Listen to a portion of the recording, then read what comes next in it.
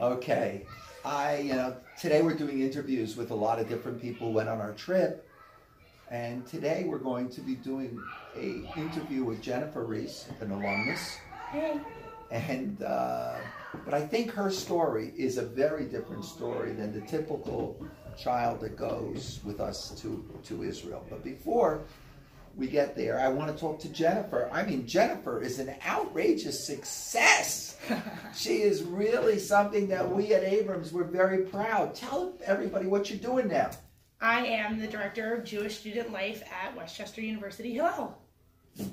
And what does that encompass? So basically my job is to help Jewish students on campus find a space at home where they can learn how to adapt and incorporate Judaism on their terms, how they want, into their life. And we provide a space for them where they can, have programming, where they can learn about Israel, they can learn about Jewish education, they can celebrate Shabbat and holidays, and they can also find a social circle where they feel very connected. And I think for Jewish students, a lot of times, they'll always have large social circles, but they always know that they have that little Jewish home that always feels like home. How many Jewish kids are at Westchester? So the student body at Westchester is about 17,000, and they estimate that there's about 500 Jewish students on campus.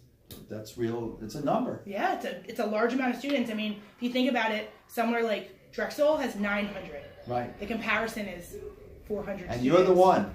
I have to find them. You're the one. I'm are seeking out all of them. So if you know anyone at Westchester Hill, find me. Talk to me. It's amazing. Yeah. When did you come to Abrams? What grade were you in? I was in preschool. I started in 94 or 95, and I graduated in 2004. Okay. Yeah. So now that's the whole chain from like preschool, that's a long time. Morrisonia, all the way through 8th grade. Yeah. Oh, what a product. We're really proud. I want to talk about something that is difficult, and that is 9/11. Yeah. 9/11 is a disaster for all of us, but particularly for your family. Yeah. Your brother was in the there. He was, and for me, so much of who I am as a person, and I tell this to everyone, it's so much of like a part of my identity is this school, because when that happened, this school, the teachers, the students, the families, the administration, took me in, they made me family. When I walk through these doors, I feel home, because that's what the school does. The school really, when you become a student here, when you become a family within this community, you are family. And I think even my closest friends to this day, 2 of my bridesmaids, Rebecca Kritz, Rachel Yaman, they graduated with me here. They feel the same way. You walk through these doors, you're home. And that was a very terrible. Yeah. For all, but particularly for your family. Of course, yeah. It was really. I can't believe what you. I remember going to your folks' home. Yeah. And it was it was a horrible part of our history. So let's get to a silver lining, though. Right. Silver lining. Right. So then, when did you go to Israel? What year? So 9/11 happened in 2001. 2004, I went to Israel, and I remember must have been December, things had started to settle down a little bit at home. Right. And I thought, this might be the time. They're sensitive a little bit. They're feeling for me. You're talking about your parents. Yeah. Yeah. Can I go to Israel? Am I still able to go to Israel when I go to 8th grade? And they're like, we'll think about it. And I said, okay, I laid the seed down. And I started kind of whispering to people at school, hey, when I get to 8th grade, I really want to go to Israel. Right. Can you please make sure my parents will let me go to Israel? Right. Well, your parents, in a very courageous way, and I really mean courageous way, because those weren't easy times. Even 2004, this was during the Intifada and all this. It wasn't an easy time. No. And your parents agreed, but there was one condition. And it was an interesting one. It was, well, we don't want to send our daughter alone, so we're going to send another family member over to Israel with her. Right. And your aunt. Yeah. Aunt Barbara. She went on our trip. She's still Aunt Barbara to some of my friends that I still talk to from Abrams. They still say, how's Aunt Barbara? Remember when she walked in the room? Does she remember the trip? Oh, every time I see her, she says, I used to walk in the room and go, Lila Tov, whatever that means. Right. And she went with you. Yeah. And because she went with you, your parents allowed you to go. Yeah. It was really, it's just funny how a worldwide event affected us all here. Yeah. And the result is a good result. You went. Rised above. And then you told me something very interesting. Now, besides the Westchester, you're going to be doing what? I'll be leading birth rate trips. Yeah. So, interestingly enough, that was my first trip.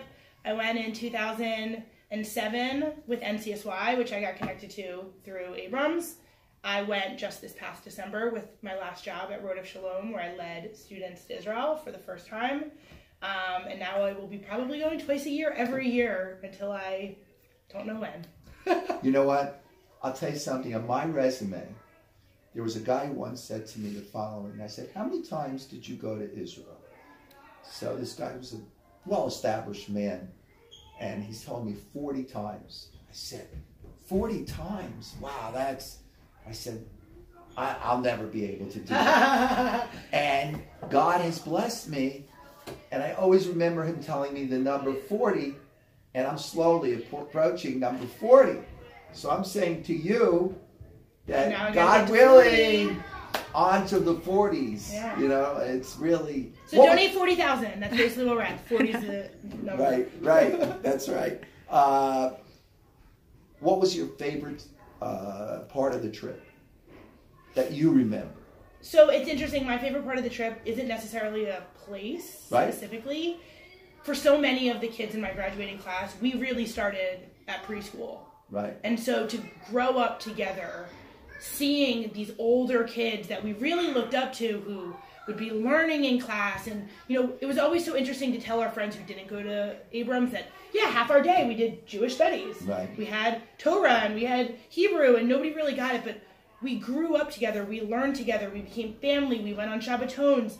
And so for us, it was like this culmination of this experience for us that we then got to learn about a place and travel as a family together there, and then to stand in front of the hotel that we had learned so much about and to be graduated in front of it. It's an experience you'll never get back. I have this running discussion with parents, and they say, well, we'll send our kids when they're older. I said, look, you could send them whenever you want, but the one defining moment is when they go with their friends, that they went through school together, and that memory forever impacts you. I mean, the jokes on the bus, the silliness, the things that don't even matter are the things that we still talk about. I mean, pictures from my Israel trip are making it into my slideshow for my wedding, which is happening in May. And so, I mean, you don't get these memories back, and parents, don't take that away from your children, and donors, don't take that away from the kids, because for so many of these kids, when they hit like 5th grade, that is what they're striving for. I've worked so hard all this way, and I'm watching these kids get back from Israel, and they had the best time, and that's going to be me too. And every student here deserves to have that.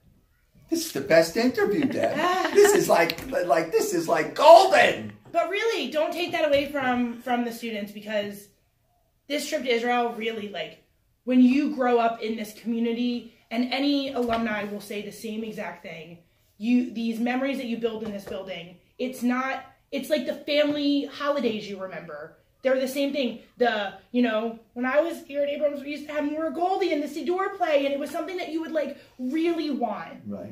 Rabbi O's 5th grade play, you'd be in 3rd grade, I'm 2 years away. That's what the Israel trip is. It's this monumental moment that you work for. Well, you're the best. No, I'm not. You are the best. This school is the best. Oh, all right. And you're getting married soon. Yes. Getting married. Yes. And it wouldn't, my idea of raising a Jewish family and having a Jewish home would not be anything if it wasn't for this school. You are the best advertisement for this school. Thank you. No problem. Of course. Donate to Abrams, please. It's really important. The school needs it. And I didn't tell you to say that. No, he didn't.